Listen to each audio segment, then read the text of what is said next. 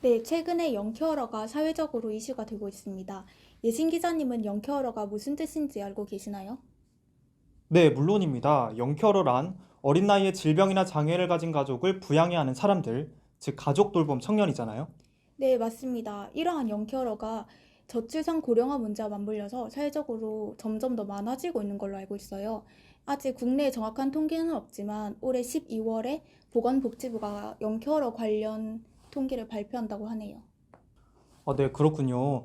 영케어러 관련 문제가 사회적으로 이슈라고 하셨는데, 영케어러들이 어떠한 문제를 갖고 있는지 구체적으로 말씀해 주실 수 있을까요? 네, 영케어러는 일반적으로 청년하면 꿈, 열정, 도전 이런 단어들을 떠올리잖아요. 그런데 영케어러들은 본인의 도움이 절실한 아픈 가족들을 부양해야 하기 때문에 다른 평범한 청년들에 비해서 마냥 자신의 꿈만을 위해서 시간을 올인하기는 좀 현실적으로 어려워요. 취업 준비에 있어서도 불리한 위치에 있는 거죠. 그런데 다행스럽게도 우리 대학 효원 상담원에 계시는 한 상담사 선생님을 만나 뵀는데 그분이 2011년부터 상담사로 근무를 해오면서 어려운 위치에도 불구하고 다른 학생들에 비해서 더 착실하게 꿈을 위해 도전하는 학생들을 종종 봐왔다고 하더라고요. 그러니까 개인마다 얼마나 더 불리한 위치에 있는지는 차이가 조금씩 있겠죠. 하지만 여러 전문가들과 해외 연구들에 따르면 대체적으로 영케어러가 또래 청년들에 비해서 학업, 취업, 그리고 생계 유지 이런 면에서 좀 더 불리한 위치에 있다고 볼 수 있을 것 같습니다. 네, 예신 기자님은 영케어러에 관해서 어떻게 생각하시나요? 네, 영케어러들은 자유롭지 못한 상태에 있는 것 같습니다. 몸이 불편한 가족을 간병하는 청년은 자신을 포함해 최소 두 사람의 몫을 대신해야 하니까요. 간병비도 만만치 않을 텐데 돈을 벌 시간마저 부족할 겁니다. 건강하던 가족이 한순간에 아픈 상태가 된다면 하나의 재난을 마주한 기분일 것 같기도 하네요. 간병하는 청년을 우리가 보통 효자, 효노라고 이렇게 부르지만 뭐 응원하고 당연하게 바라볼 것이 아니라 막막해하는 이들을 주변에서 도와줄 수 있어야 할 텐데요. 현재 영케어와 관련한 지원이나 통계도 좀 미흡하다는 생각이 들어서 굉장히 안타깝다는 생각이 듭니다. 네, 저희가 실제로 영케어러 관련 사례를 조사하다 보니까 두 가지 사례를 알게 되었는데요. 그중 한 가지 사례를 재연해서 보여드리고자 합니다. 네, 첫 번째 사례는 서울연구원에서 실시한 질적 사례 연구 결과 중 하나인데요. 편찮으신 할머니와 알코올 중독인 아버지를 홀로 부양하고 있는 22살 학생의 이야기입니다. 식당과 편의점 아르바이트로 생활비와 병원비를 벌어야 해서 결국 학교를 그만두기 직전이었다고 하네요. 재연 보고시죠. A씨는 편찮으신 할머니를 간호하는 평범한 대학생입니다. 하지만 평범하다고 표현하는 것이 어쩌면 틀렸다고 할 수도 있겠네요. A씨와 같이 살고 있는 그의 아버지는 심각한 알코올 중독자이기에 집안의 생계를 전혀 책임지지 않았습니다. 그렇기에 집안의 모든 경제활동은 오로지 A씨의 몫이었죠.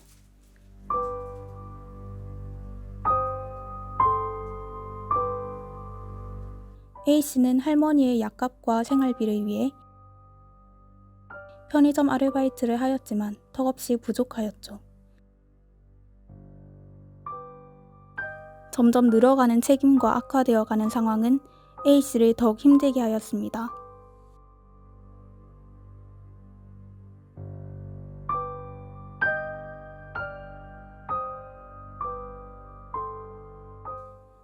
A씨는 대학교도 다니고 있었기에 공부도 병행해야 했지만 집안의 빚과 심해지는 생활고에 온전히 학업에 집중할 수 없었고 학교를 그만두기 직전인 상황까지 마주하게 되었습니다. A씨는 알바하는 시간을 줄여서 취업 준비를 제대로 해야 될 것 같은데 이 환경 자체가 취업에 불리한 것 같다며 자신의 심경을 토로하였습니다.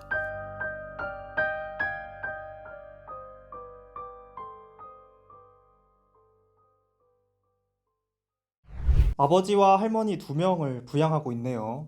세 사람의 몫을 하고 있는 건데 학교 다니랴, 간병 및 생활비를 마련하랴 정말 버거울 것 같은데요.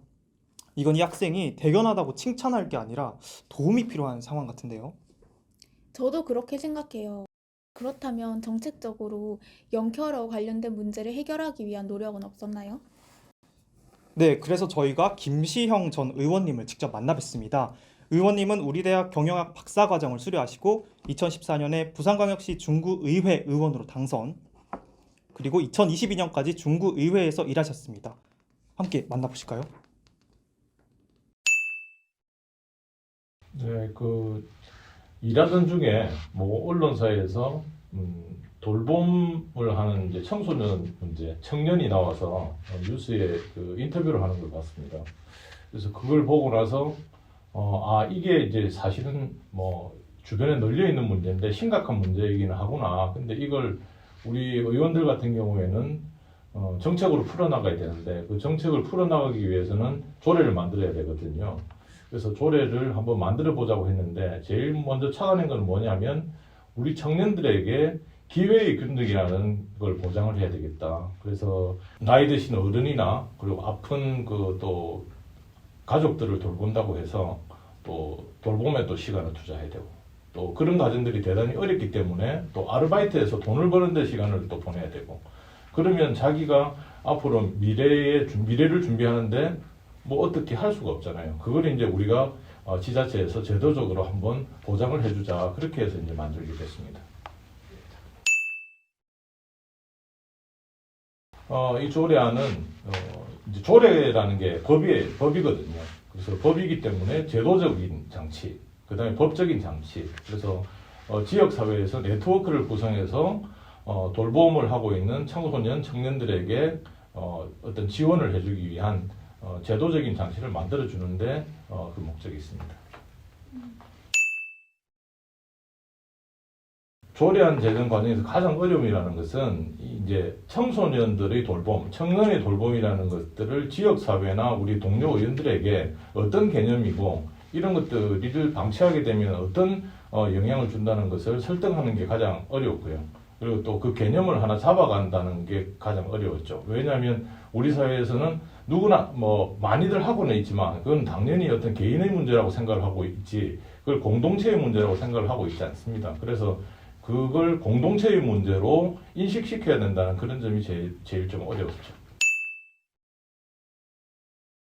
조례안을 발의하고 나서 뭐 언론에서 대단히 많이 조명을 해줬습니다. 그리고 지난 대통령 선거 때 양 후보들이 청년의 돌봄의 문제에 대해서 이야기를 많이 하고 또 공약으로도 일부 반영을 하고 했는데 청년 정책이 늘 그렇듯이 대통령 선거가 끝나고 나면 후순위로 밀리게 되잖아요.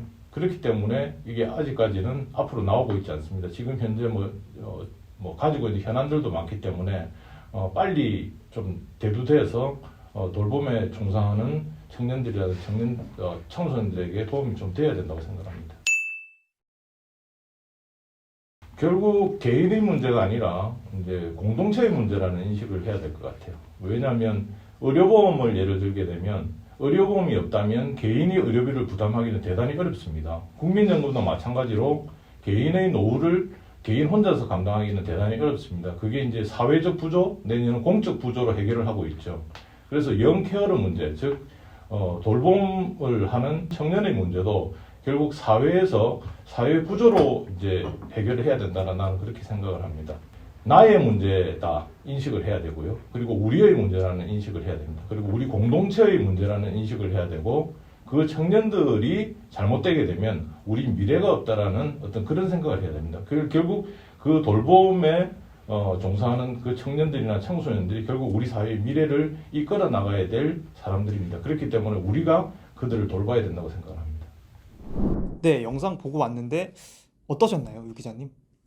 네, 우리나라는 영케어러 인구수에 대한 통계도 없을 뿐더러 제도적인 면에서도 해외 다른 국가들에 비해서 현저히 뒤처지는 상황이 있어요.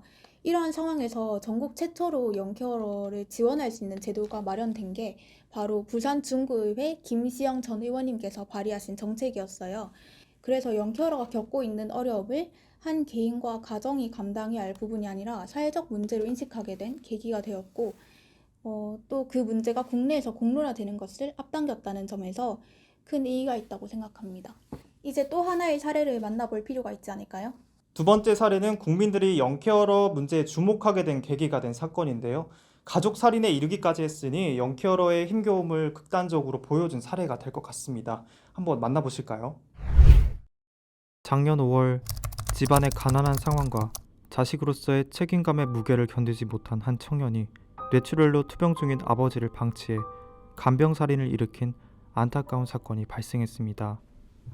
B 씨의 어머니는 초등학교 1학년 때 집을 나갔고 그의 삼촌 또한 B씨의 가정을 지원하다 불화가 생겨 연락을 끊었기 때문이죠. 결국 B씨는 아르바이트로 생활비와 병원비를 벌었지만 모든 것을 감당하기에는 역부족이었습니다.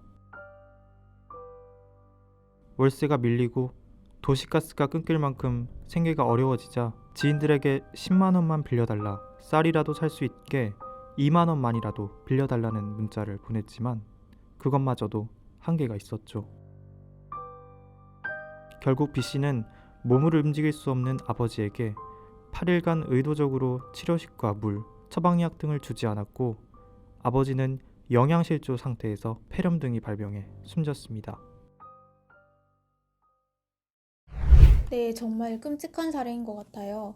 얼마나 현실이 괴로웠으면 저런 일을 저질렀을지 참 충격적이면서도 청년의 이야기가 너무 가슴 아픈 것 같습니다. 취재하면서 저 사례의 판결문에 대해서 좀 더 찾아봤는데 돈이 없어서 도시가스와 휴대전화가 끊긴 상황에서 아버지가 저 청년한테 미안하다고 너 하고 싶은 거 하면서 행복하게 살아라면서 필요한 거 있으면 부를 테니까 그 방에는 절대 들어오지 말라고 하셨대요. 그리고 마지막 날에 이 청년이 아버지 방에 들어갔는데 아버지가 아들이 우는 모습을 보시면서도 물이나 영양식을 달라고 요구하지 않으셨다고 그 1심 판결문에 적혀 있더라고요. 이러한 비극을 반복하지 않기 위해서 개인 또는 사회가 어떻게 노력을 해야 할까요? 그 해답을 듣고자 우리 대학 사회복지학과 이원익 교수님을 만나봤습니다. 좋은 이야기 정말 많이 해주셨는데요. 그럼 한번 만나보고 오실까요? 예, 우리나라에 영케어러들이 점점 증가하고 있는 것으로 추산이 됩니다. 아시다시피 이 돌봄 문제에 대해서 뭐 이전부터 많이 있었겠습니다만 우리나라가 이제 여러 가지 복지 제도를 많이 마련하고 있지만 아직까지 돌봄 문제에 있어서만큼은 가족에 대해서 가족들이 온전히 책임지는 경우가 많은 것 같아요.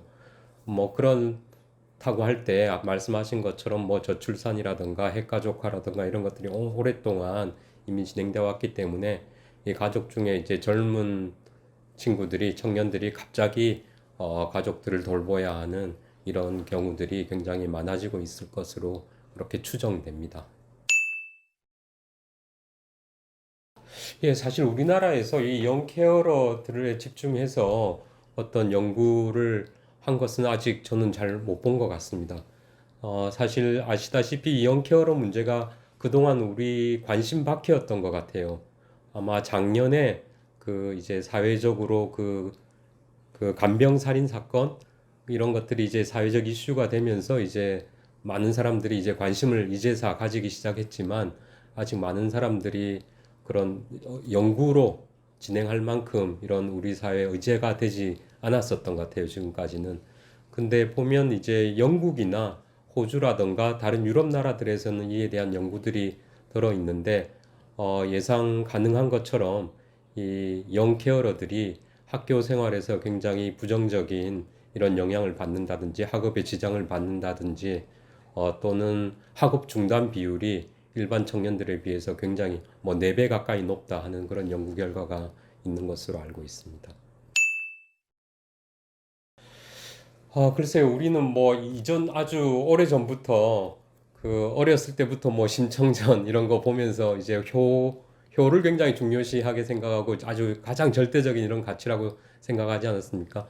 뭐 유교적인 문화에서 그랬고 사실 뭐 그게 뭐 맞는 얘기죠. 효가 굉장히 중요하고 부모님께 효도하는 것들이 중요한데 그것을 어떤 강요하는 분위기 이런 거는 전 되어서는 안 된다고 생각합니다. 청년들의 경우는 특히 이제 보통 영케어러들이 10대 후반에서 20대 뭐 많게는 젊은 30대까지 이제 포괄하는 얘기인데 이 사람들은 물론 뭐 부모 가족 관계도 있지만 가장 중요한 것은 자기 본인들의 미래를 준비해야 되고 그러기 위해서 자기 발전을 또 도모해야 될 시기인데 이런 시기에 어떤 혼자서 온전히 가족을 돌보아야 하는데 모든 것들을 이제 쏟고 자기 개발을 할 기회를 놓친다면 이거는 굉장히 사회적으로 문제가 될 수 있다. 그래서 이런 것들은 물론 뭐 그 우리가 돌봄 가족 돌봄을 하는 그 가치 이것들이 굉장히 귀중하고 중요한 것이긴 하지만 이것들을 강요해서는 안 되고 이런 것들을 뭔가 사회적으로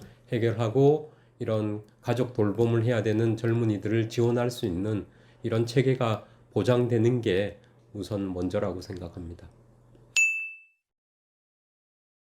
예, 아까도 좀 말씀드렸지만 뭐 우리나라가 여러 가지 면에서 지난 한 20여 년 동안 다양한 복지 제도가 많이 발전해 왔다고 생각을 합니다. 그럼에도 불구하고 정말 중요한 것은 이제 디테일인 것 같아요. 아주 좀 세부적인 면에서 아주 섬세하게 이 복지 제도를 잘 짜야 되는데 그 중에 좀 비어 있는 게 말하자면 이런 돌봄 문제인 것 같습니다. 그래서 이런 여러 가지 여기에 사각지대가 있는 것 같아요. 그래서 아이들을 키우는 문제 또는 뭐 장애인들이 가족 중에 발생했을 때 또는 이제 나이 드신 어르신들을 누군가가 모셔야 될 때 이럴 때 이 돌봄에 이런 책임이 온전히 가족에게만 전가되는 거 이런 것들은 문제가 있는 것 같고요. 아주 좀 세심하게 이게 사각지대가 없이 촘촘한 이런 어떤 돌봄 시스템을 갖추는 것이 가장 중요하지 않은가 이런 생각이 듭니다. 네, 교수님께서 정책 홍보에 힘써야 한다고 하셨는데, 저도 이 부분이 정말 공감되는 것 같아요. 실제로 일반인들은 어떤 정책을 통해서 자신이 어떤 혜택을 받을 수 있는지, 그리고 수혜 자격 요건에 해당하는지 이런 걸 솔직히 알기 어렵잖아요. 그런데 재작년에 방배동 모자 사건도 복지 사각지대 때문에 발생한 거기도 하고요. 그래서 복지 정책을 잘 몰라서 장애인 급여를 받지 못했고 어머니가 돌아가신 지 6개월이 지나도록 장례식은커녕 시신수습도 하지 못했고 발달 장애를 앓는 아들분은 한겨울에 노숙을 하면서 사회복지사분께 극적으로 구조가 되었다고 하더라고요. 그래서 무엇보다도 복지정책 홍보와 직접적인 대상자 발굴에 총력을 다해야 할 것 같습니다. 네, 아쉽게도 이제 마무리할 시간이 됐습니다. 네, 하루빨리 우리나라도 영케어러가 좀 더 살기 편한 세상이 됐으면 좋겠습니다.